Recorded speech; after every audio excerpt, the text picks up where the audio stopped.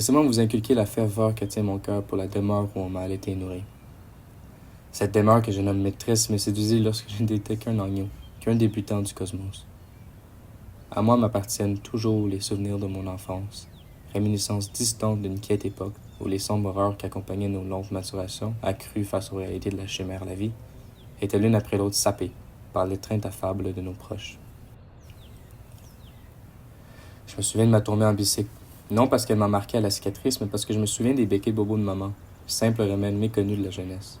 Je me souviens de l'âge où je subsistais qu'à la tendresse et que chaque aube, jour et crépuscule se métissait pour être aujourd'hui qu'une image d'une sensation désapprise ressemblant la béatitude et l'extasie. Je me souviens du parfum du père, remontant des Caraïbes, apportant tant de cadeaux palpitants, partant une semaine après pour un temps représentant 1 an pour moi, mais bon, c'est ça qui est ça. Cette demeure est nommée Mont-Saint-Hilaire, et je me souviens d'elle, peu importe les trous dans la mémoire qui apparaissent avec la vieillerie. À peine un grain de sable sur l'ensemble de ma nation, cette colline a un système à pousser d'un simple pépin à une chaîne. Elle est un grain de beauté au visage du Québec, un visage dit parallèle à celui d'Aphrodite, déesse de passion et de joliesse. Pour le Québec, je suis pourtant qu'un enfant. Un parmi plusieurs, un parmi 8 millions.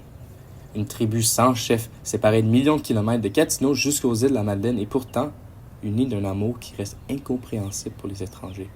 D'une affection familiale gardée intacte même à l'international. Mes amis sont mes frères, mes amis sont mes sœurs. Le gazon est d'une douceur, la lueur des heures du matin sont que des bonheurs au fond de mon cœur. Si je sombre perdu dans mes paroles ou forcé dans mes propos, sachez que, comme la ferveur qu'un adolescent possède pour sa première flamme reste irrationnelle et déraisonnable, le zèle et l'ardeur dans ma personne pour le Québec sont de la même manière inexplicables et qu'aucun mot peut la justifier. Seulement l'expérience acquise peut illuminer l'âme. Si seulement je pouvais transmettre cette foi.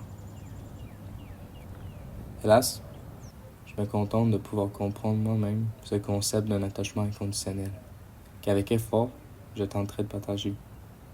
Tout étant dit, j'ai espérance que ces ressouvenances ardentes d'une enfance resteront à perpétuité en existence dans ma conscience, fournissant à toujours harmonie à mon esprit.